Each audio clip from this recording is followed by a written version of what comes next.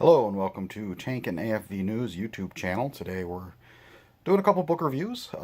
We're fortunate the fine folks at Casemate were passed along to us this week a whole big envelope full of some recent books to review. So we appreciate them doing that. Getting review copies is kind of one of the whole reasons we started this site, because we like books. Today I'm going to review these two books. I'm going to sort of do them together since they're part of the same series and the same author. These are both part of the Fact File series.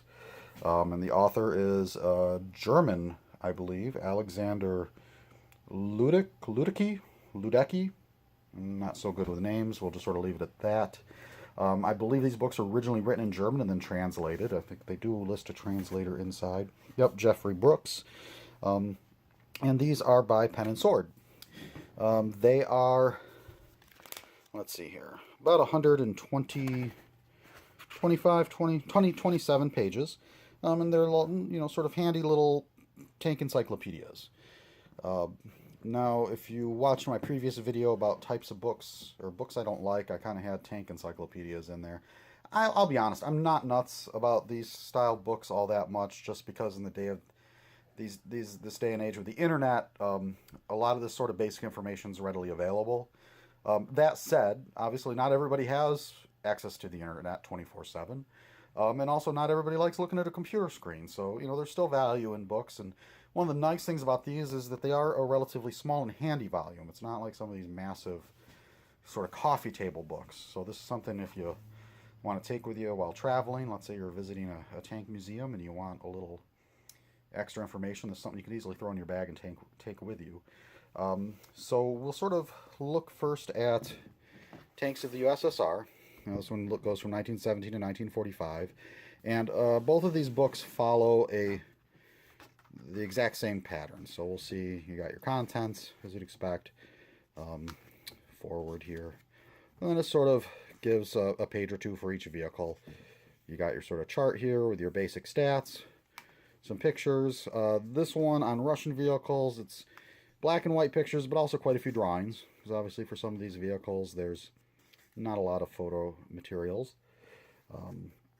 And as you go through, it seems to hit all the bases, all the vehicles you'd expect to see in here. Both things that saw significant production and things that didn't, like this T-25 here. And as you get into the book a little further into some of the more famous tanks, they give them a little more detail. So, here T-60, you got 1, 2, 3 pages. So a little more information. And so there's really not much to say in regards to this one. Like I said, it's a handy little reference. I didn't, leafing through it, nothing jumped out at me as just egregiously incorrect.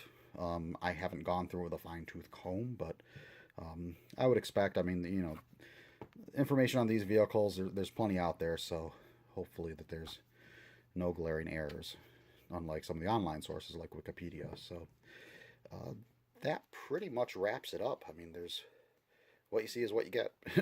So if you're looking for a nice little encyclopedia of tanks of the USSR covering kind of the pre-World War II era and the war itself, this is not a bad little book. Or if you're looking for a gift for somebody who's interested in the topic, sort of to get into it, sort of as a starting place.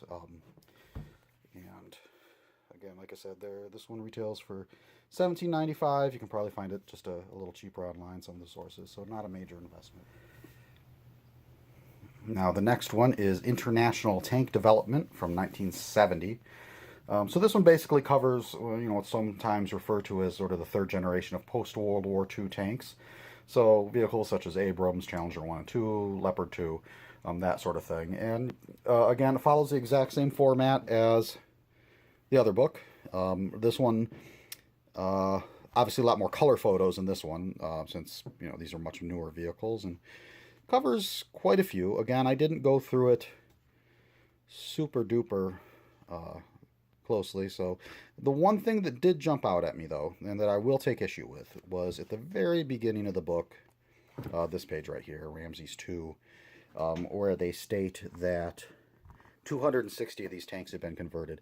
This is something I've looked into, and I have yet to find any compelling evidence that any of these vehicles were ever produced other than the prototype. So for people not familiar with it, Teledyne Continental Motors in the mid 80s had done this prototype for Egypt. It's based on a T-54 that was shipped to the United States, and what they did was put sort of the 105 gun in it, and I think basically the M60A3 sort of fire control system, and then rebuilt the entire rear, the hull, stretched it out, put an AVDS 1790 engine in it, the 908 horsepower version, a ring transmission, and a new suspension and road wheels. So basically, it sort of took a T-54 and turned it into as close as you can get to an M60 in some ways. And then, nothing really happened with it. And so this book's claiming that in 2005 or so, a bunch of these were converted. And, the only other place I've seen that says that is Wikipedia and some other online sources that generally seem to be quoting the Wikipedia story. I haven't been able to find any photo evidence of this particular conversion other than just the original prototype. So when I've Googled around, you find things that are supposed to be Ramses 2s. There's some videos out there that are titled that, and it's just their M60s. So, and also you have to wonder, why would the Egyptians in the 2004 be spending money on upgrading T-54s when they're building Abrams tanks? So, I could be totally wrong. Maybe these exist. If somebody has evidence of it, please send it to me. I'd be very curious, but I've yet to see it. So, sort of a long little tangent there, but that's my one criticism of this book. I am just not sure that this thing's really worth including in it, because I think the only thing that exists is the one prototype that was made. Perhaps maybe there were some T-54 upgrades that Egypt did, but they weren't this particular one if they did go into production. And I'm also basing that on the fact that I happen to know that in the 2000s, the 908 horsepower version was already out of production. I've talked to people at the Muskegon plant where those AVDS 1790 engines were built, and at least my one source said he had no recollection of building engines for Egypt, nor of making the suspension units. These are the hydromatic suspension that Teledyne was marketing at that point. But who knows? I certainly, if anybody's got any information to the contrary, I'd be glad to hear it. So, other than that,